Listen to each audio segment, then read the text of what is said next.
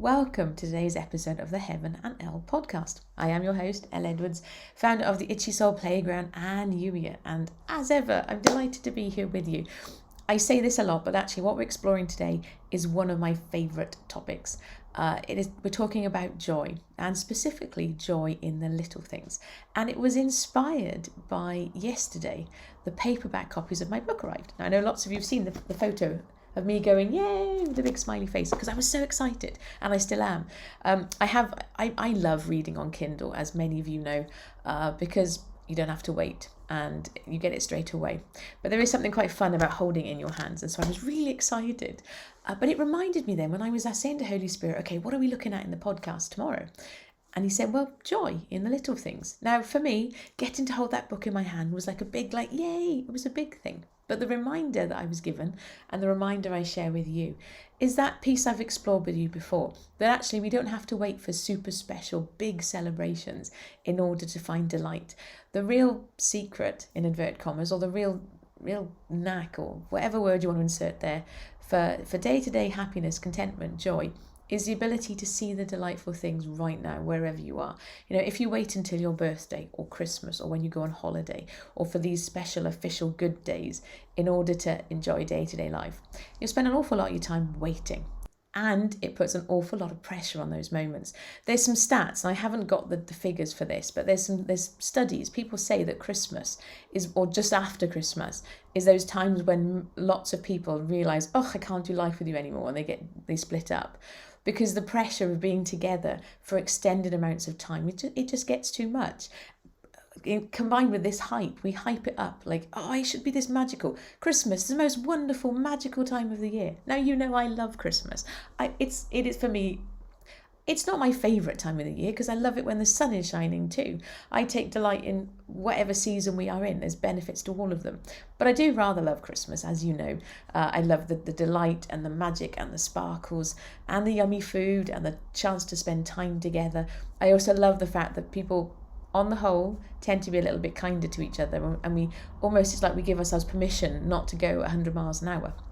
That said, if you put all this pressure, this stylized, ideal, magical, most wonderful time of the year, that's an awful lot of pressure. And there's no wonder why people find it just gets too much. So instead, I'm here today to remind you to keep your eyes, your ears, all of your senses open for those delightful things in day-to-day life. And it can be random, silly stuff. I chose today, the dress I have on today is a dress I wore for my brother's wedding. And the sun is shining. And I thought, I was going to put a different sundress on. I thought, I know what I can wear. And I got really excited because this dress has pockets. And it reminded me of a conversation I had with my husband yesterday about pockets.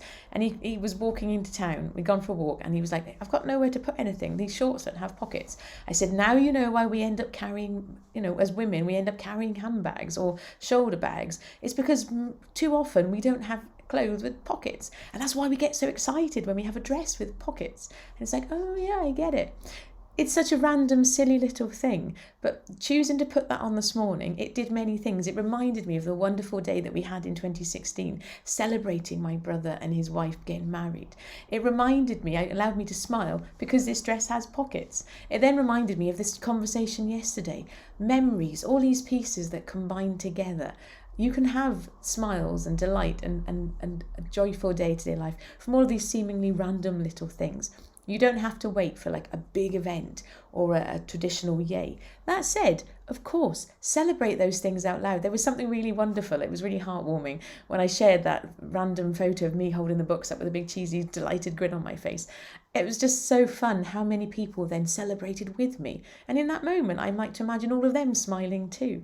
We are all connected. We're not living. We talked, I think, a few episodes ago about how you're in your little bubble and other people are in their bubbles and we bang up against each other. But that's not the reality. You don't live in a bubble. We get to interact with other people and in a positive way too. It's easy to think of the negative aspects of, when people bang up against you and they do your head in. But actually people can bang up against you with the most delightful things. And so there's many layers to this. And to the reminder today is like, and if you're not sure what it looks like, ask Holy Spirit to help you. Open all of your senses for those delightful things in day-to-day life. And I would encourage you, if you need to, if this is something that you don't do routinely, like I've told you before, I can absolutely teach you to be a silver lining spotter. You can train your mind to notice those things that are lovely, so that joy piece becomes your default. Now, it's not going to mean that you don't ever have things happen that are annoying. Like when the mic wasn't working properly, it was a bit irritating. There's this little fly buzzing around the room it's a bit frustrating. But it's about where you focus. And so choosing to focus on the fact that I get to share this with you and hopefully help you smile, that is more important to me than some random tiny little insect who, bless him, will probably be dead by tomorrow, because that's what happens with houseflies, the short lifespan that they have. Silly random example, but this point still stands. Our brains are not fixed. The advancing science with neuroplasticity and laying down those pathways. My son quoted me at myself yesterday. We were driving back from my parents' house, and he was quoting what I'd shared with him before about the more that you think those positive thoughts, look for those things that are delightful, the more you lay those pathways down. I was like, yeah, that is what he said. Well done. He remembered. That made me quite delighted. And I was like, oh, okay. Sometimes people do actually listen to me. But the reality is it's true. You can train your mind to pay attention for those things that are lovely. And so my encouragement for you today is to embrace that. And if you find it difficult, ask Holy Spirit to help you. Because yes, there are aspects of day-to-day life, and you might go through seasons when it's hard. And there is that suffering piece that we've explored before, where you're choosing to step into things, and it's not always easy. At the same time, suffering is not your default. Joy, delight, doing life in this beautiful, amazing planet of ours with a smile on your face, that can be your default. And it can help then build your resilience for those times when things feel more difficult. So that's my reminder for you today. As always, thank you for being here with me. It's a slightly shorter than usual episode, mostly because of microphone malfunctions, I'll be honest. Those of you who actually catch up with this on the podcast version of this, as opposed to Facebook, you're not going to see our microphone malfunction, because I will have edited that out from the middle.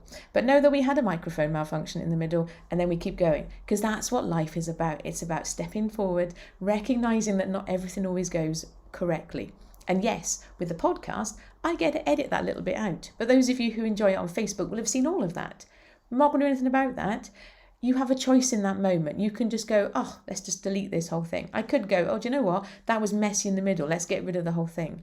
But that would be a real shame for two reasons. Reason number one, it would fuel this idea that everybody else has got their life together, when the reality is we're all just making it up as we go along. And we all have times where things don't go right. So it doesn't even cross my mind to delete it. We go, oops, that thing happened, let's keep going. And the other reason why it'd be really poor to delete it is because then you don't get to actually enjoy this episode. The stuff in between the mix-ups, I like to think, obviously I'm biased, I like to think there was some stuff in there that was kind of helpful. So, the same is true for you. You don't need to delete the mistakes. Not that you can, but, you don't need to do the whatever it looks like within the context of your life version of deleting something or erasing something. You take a deep breath, you apologize when you need to, and then you move forward. And so that's like a little side reminder for you from the story of today's podcast malfunction. But as always, thank you for being here with me. Thank you for allowing me to share this episode. We will be back tomorrow. Little announcement, don't forget, it is July. We've got the Youier book tour. If you haven't downloaded your free copy, the link is in the show notes where you can do that. And if you'd like support doing this together, you can come and join the Itchy Soul Playground. We have our next Zoom get together on the 28th of July, which is 2 weeks today. So that's coming up as well. I shall be back tomorrow. Have yourself a wonderful Wednesday. I'll catch up with you soon. Take care. Bye-bye.